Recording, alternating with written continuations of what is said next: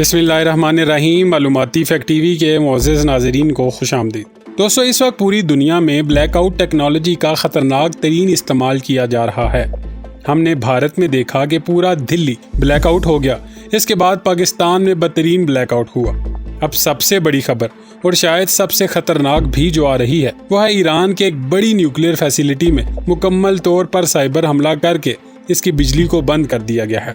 Israel का Iran की नटंज nuclear site पे अब तक का सबसे खतरनाक साइबर अटैक किया गया है। पूरी दुनिया इस वक्त हाई अलर्ट पर है। पाकिस्तान के तमाम ही सिक्योरिटी इदारे खसूसन साइबर और IT विंग हाई अलर्ट पर है, क्योंकि इसराइल ईरान के बाद अगर किसी मुल्क पर साइबर हमला कर सकता है तो वो पाकिस्तान ही है। इस वक्त पूरी दुनिया में सूरत हाल ये है कि EMP टेक्नोलॉजी को दूसरे ममालिक पर हमलों के लिए इस्तेमाल किया जा रहा है। EMP यानी कि इलेक्ट्रोमैग्नेटिक पल्स के जरिए ये हमला किया जाता है और इस हमले के तहत ईरान की न्यूक्लियर साइट की बिजली मुकम्मल तौर पर बंद कर दी गई है। और ये सब कुछ ऐसे मौके पर हो रहा है जब एक तरफ pentagon chief Lord Austin Israel में मौजूद है और दूसरी तरफ ईरान ने नेटन्ज में अपनी जोहरी तनसीबात में मौजूद जदीद तरीन सेंट्रीफ्यूज में यूरेनियम अफजूदगी के काम को तेज कर दिया है। याद रहे कि इससे पहले भी हम भारत में ब्लैक आउट देख चुके हैं। इसके अलावा हम पाकिस्तान में भी ब्लैक आउट देख चुके हैं।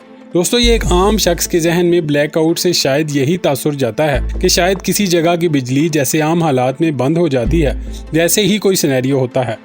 लेकिन हम आपको बताते चलें कि इस वक्त पूरी दुनिया में ब्लैक आउट टेक्नोलॉजी को एक खतरनाक हमले के तौर पर इस्तेमाल किया जा रहा है। क्योंकि अगर आप किसी मुल्क के एक बड़े हिस्से की बिजली बंद कर दें तो इसका मतलब है कि इस मुल्क की न्यूक्लियर कैपेबिलिटीज, इस मुल्क की रेडार कैपेबिलिटीज ऑन रिस्क होती हैं। और इस वक्त फ्यूचर वारफेयर कुछ इसी नोयत के होने वाले हैं। ईरान में इस वक्त न्यूक्लियर प्रोजेक्ट में काफी तेजी आ चुकी है। अब हालात की संगीनी का अंदाजा इस बात से लगाएं कि एक तरफ ईरानी सदर हसन रूहानी की जानिब से यूरेनियम अफजूदा करने के लिए रिक्वायर्ड डिवाइसेस का इफ्तिताह किया जाता है और पूरे ईरान में इसे सरकारी टेलीविजन पर इस तकरीब को नशर किया जाता है और अगले ही दिन इसी साइट पर हमला करके ब्लैकआउट कर दिया जाता है।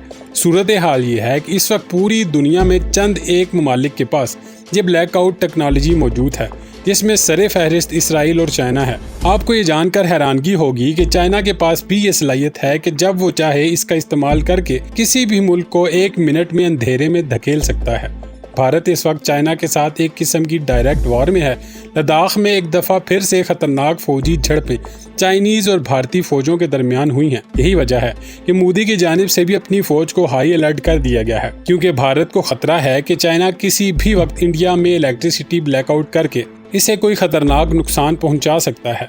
और कुछ यही सूरत हाल पाकिस्तान की भी है, क्योंकि पाकिस्तान को चाइना से तो नहीं मगर इसराइल और अमेरिका दोनों से ही खतरा है। मगर जो ज़बरदस्त बात है वो ये है कि चाइना पाकिस्तान की इस मामले में पहले भी मदद कर चुका है, क्योंकि इससे पहले भी जब पूरे पाकिस्तान में बिजली गायब हुई थी उस वक्त भी चाइना पूरी तरह अपडेटेड रहा था, क्योंकि पाकिस्तान में चाइना के स्टेक्स मौजूद हैं और किसी भी बड़े नुकसान की सूरत में चाइना को भी नुकसान होता है। मामलात ये हैं कि एक ईरान के न्यूक्लियर प्लांट पर हमला देखने में तो शायद बहुत गंभीर नहीं लगता, मगर मामलात इससे बहुत ज्यादा खराब हैं। इसकी एक वजह तो ये है कि हमें मानना पड़ेगा कि इसराइल ने ईरान पर साइबर अटैक करके ईरान का बहुत ज्यादा नुकसान किया है और किसी मुल्क के जोहरी तनसीबात पर हमले का मतलब शायद हमें समझाने की जरूरत नहीं है।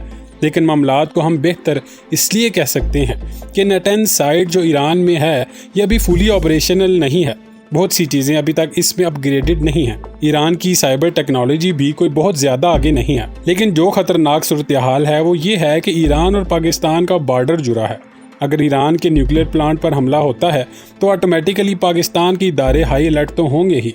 यकीनन पाकिस्तान इस तरह के हमलों से पहले भी निपट चुका है और अब तो सूरत हाल ये है कि पाकिस्तान चाइना की मदद से ये सलाहियत तो हासिल कर चुका है कि वो खुद किसी मुल्क पर ब्लैकआउट हमला कर सके। लेकिन अब पाकिस्तान एक कदम और आगे जाकर इस तरह के हमलों को रोका कैसे जाता है इस पर काम कर रहा है, क्योंकि जो हालात हैं इससे तो साफ जाहिर है कि क्या इसराइल, क्या भारत और क्या अमेरिका, सबके पास ये टेक्नोलॉजी होना और इसका रिसेंटली एक दूसरे पर इस्तेमाल करना काफ़ी खतरनाक हालात की पेशेनगोई करता है।